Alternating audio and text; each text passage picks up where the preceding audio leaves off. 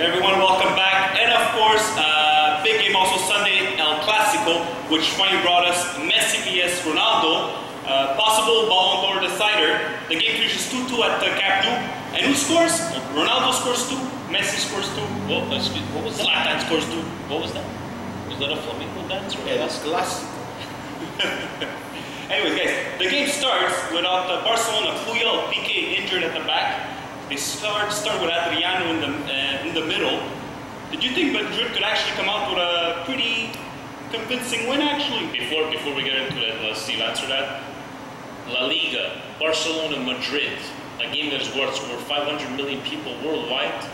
In Canada, nowhere to be found on television. I find it's a complete disgrace. We sound like we're a third world country. A disgrace. So, you know what? Don't talk to me about me streaming the internet because we'll have to watch a classic game like that. Embarrassing. Sorry, go on. Steve. El Clásico. Unfortunately, La Liga is falling into a very a situation that I don't think they're going to be able to get out with. It's a two-team league. The two teams play each other, and in the end, it doesn't really decide anything. As Francis said, Barcelona had a lot of defensive players missing. A horrible breaking of the arm by Puyol during the Champions League. That was not a pretty sight. And I have to say that I thought Real Madrid, like we were speaking on Sunday, I thought they were going to come out guns a-blazing, and unfortunately they sat back and El Clásico became Ronaldo-Messi show. Talking about sitting back, Barcelona with the injured players, I thought maybe Mourinho might actually try to go run at Barcelona's defense. He doesn't. He goes back to his typical 4-5-2 formation, and 4-5-2 that does not exist. No, 4-3-2-1 maybe. Yeah. Typical 4-3-2-1 formation by Mourinho. Real Madrid sits back and they try to counter. That game was really played at high pace. It's not a Clásico that we maybe envisioned as we envisioned last year, where we were all excited about watching a game like this, where we know it was going to be full of emotions, full of pushing and shoving. And yes, we did catch here the first half. We had a couple of glimpses after, and after it was like, are we oversaturated by the Clásico? Because you know what, I believe because they're at the same level now, where before Barcelona was always like Goliath and Real Madrid was seen as David, and that's why everybody cheering on the Barcelona to embarrass Real to actually have one over on Barcelona. Right now They also went so low as to make it almost a political battle. Yeah, that's true. But that's how they have to pump the Clásico. Unfortunately, there's so much money on that field. The soccer is entertaining, but unfortunately, it's always Real and Barcelona. It lived up to the hype. Messi scores 2 goals, Ronaldo scores 2 goals. And it hurts the league because you could be watching Falcao with Atletico Madrid, with Simeone as a coach, watching some great games, and it takes away, unfortunately. Anyways, let's go to Champions League. Fast. Borussia played Manchester City midweek, and won what draw. City were fortunate to come out with a draw. Steve, you really enjoyed that game? Very good game. I have to say that Borussia Dortmund, the poor man's team, went up against the rich man's team, Man City, and let me tell you something, that they take it to Man City. Oh yeah. They were flying all over the place. That yellow and black jersey, they look like bumblebees looking for honey. Guys, it's a long time I haven't seen a team outrun an English team. They totally got outrun at the park. Borussia was winning 1-0. Mancini tried to adjust with 3 guys at the back. It totally didn't work out. Joe Hart made some big saves. Absolutely. Whoa. Let's go back again. World class. Joe Hart is a world-class goalie, Steve. Come on. He played well. That game, against Real Madrid, how many saves did he pull? 17 in the first half. But he missed the most crucial save. Guys, were Manchester City exposed, and especially Mancini in Europe? I think people are getting well prepared for Man City nowadays. I believe a lot of people know the way Mancini likes to play, his tactics. He's a great coach. But right now he should be looking... He's a good coach. He's a good coach. Everywhere he won. He's won trophy. He's above average. He won the Premiership at the last second. Miracle on... So he's average? Miracle in Manchester. Where is he to Serse Cosmi? That's what I want to know. He's above Serse Cosmi, but he also has 700 to 800 times the budget that Serse Cosmi has. Anyways, should be exciting to see Borussia keep on going this tournament. You guys think they make it out of the group? It's going to be tough. My heart or my gambling heart they're talking about? Your heart. My heart, it's going to be tough. All right. First Italian team we'll talk about, Juventus against Shakhtar. First game at the Juventus Arena. 1-1. I was watching that game, I was streaming it, and I was like, is that this, like, are those stands? Empty stands? Yeah, there were a few It was absolutely horrible, and you know what? Shakhtar, the first 10 minutes, took it to Juventus incredibly, running up and down. That goal was well deserved. I'm not saying Juventus did not deserve to do 1-1. They came back. Bonucci had a great goal. I don't know if you guys saw that. But after that, they were non-existing. And if you guys noticed, I don't know if you guys watched it, the second half, they brought all the fans down because the cameras, guys, it was really, really embarrassing. I believe it was the first Champions League game for Juventus in at least 6-7 years. And it wasn't even, I think, 10 to 12,000 fans, which is pretty embarrassing. Well, let's just talk about the financial crisis in Italy is not just with the Italian teams, it's with the public as well. So if you do your research, probably those tickets away for Champions League, which are not pretty affordable for the everyday Italian, especially during hard financial times. So there's your empty seats, and that's why there's no one for Juve, Shakhtar, Donetsk. But talk about Juve. The last few weeks haven't looked too convincing, except against Roma. Against Roma, they looked very convincing. But the other case, it seems that teams that have speed really bother them. I think they always, sometimes they get caught with, would it be Lichtsteiner or Asamoah on the sides, what's his name, the Chile was playing on Sunday, and I believe that they attack, it's very good, but when they get caught, that's where I think they need to adapt themselves to that. But yeah, against Siena, I'm not saying that the ref made Juventus win at all, it was a horribly ref game, but they were not convincing. They were saying on the Gazzetta, I believe, un 3 punti sofferto. But once again, they still have that depth, and you know what, guys? They got it done.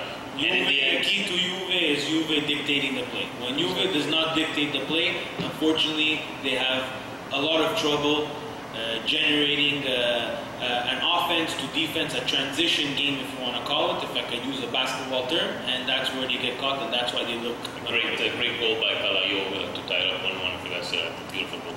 Anyways, Milan Zenit. Guys, I have to admit, I was actually very surprised that Milan pulled out a result in Russia against Zenit, the Nouveau Riche. 3-2, they were losing 2-0. Zenit came back 2-2. Milan could have crumbled. They actually won this game 3-2. Thank you to Abbiati. Fantastic and great goal by El Shaarawy again. Against Zenit, I'll be honest, I was a bit afraid because Zenit is going through a kind of a similar period as Milan. A lot of players right now not getting along in the dressing room. They hadn't won, I believe, Stephen, 4 games, tying, losing. And I was like, you know what, this is a flip of the coin. And me and Steve were messaging each other like, okay, we're playing good, 2-0, we're attacking. Yes, it was a lucky goal by Emmanuelson, but, you know, sometimes you need those goals. And at the 2-1, we both had the same idea. It's like, oh, this is the worst thing that could have happened. Hulk is absolutely, wow. You know, worth his money, right? Worth the money. He's worth his money, but maybe not getting the exposure he deserves at the Zenit. Yes, it did get 2-2.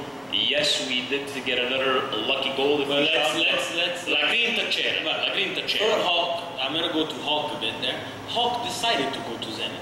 He knew he wasn't going to get the exposure that he was going to get in the English Premier League. Did he decide, or Zenit offered Porto a bag of money and they said, yes, I told Hulk, you're going? That's typical Brazilian. They go for the money. They come from poverty. And when they're in Europe, they're looking for the cash cow. The cash cow was Zenit. Here's the question to you. Did he get called up to Brazil if he continues playing there and doing so-so? Yes, Brazil, they're all over the map. So when they choose their national team... Yes, because he's different from all the other players that Brazil has currently on their squad. So I think they have to bring Hulk on the team. Okay. So Milan's in good shape. 4 points out of 2 games. We got Malaga.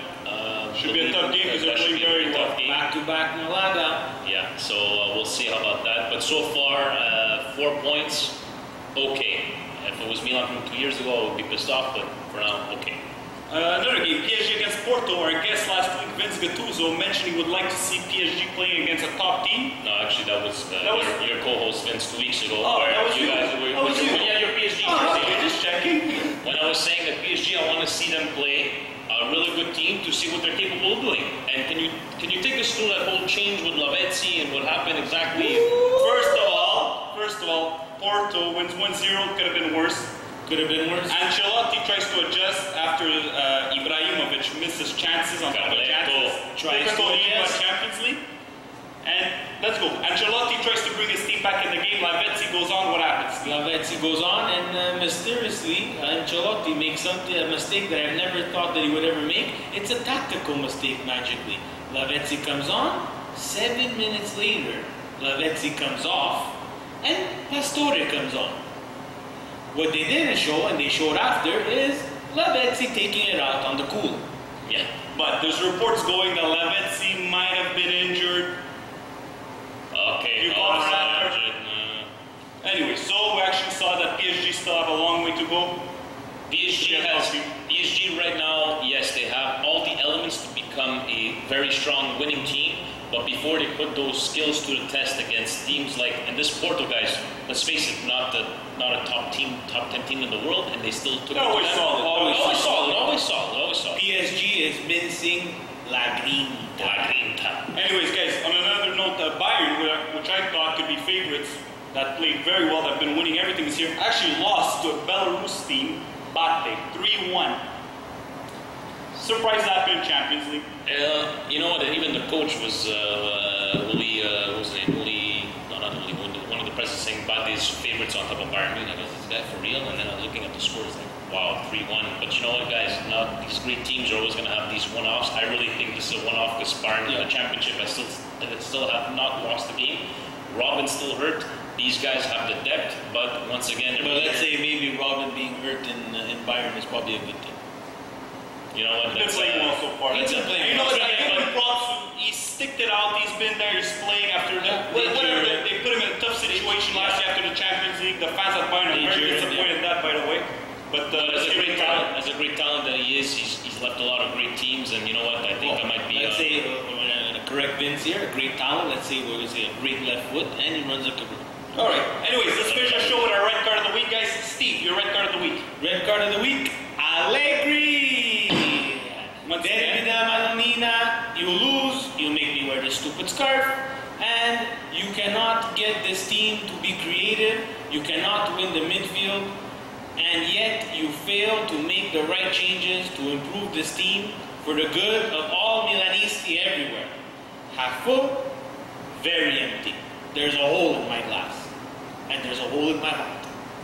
My red card of the week goes to the fact that Conte's ban got reduced to 4 months. Yeah. The FIGC gives him a 10-month. He appeals. They re-give the 10-month. He loses appeal. He appeals to FIFA. FIFA gives him no. They say we agree with the federation. 10 months ban. This week, guys, he was reduced 4 months. Somebody popped out of nowhere. The sports committee nearly said, no, Conte, you're going to 4 months. Either you ban the guy or you don't. Everybody had accepted the decision, and it's absolutely horrible. Again, Serie A, a laughing stock once again with example like this. Especially when it comes to calcio scommesse or anything to do with betting. Unfortunately, you're caught in that game. You have to live with the results. Anyways, let's finish with Vince's red card of the week. Red card of the week, refereeing, Serie A, English League. Serie A, obviously the derby, horribly ref game. Can you at least admit it in front of the camera was a horribly rough game? Admit it. Admit it in front of the camera. You guys are looking for stories.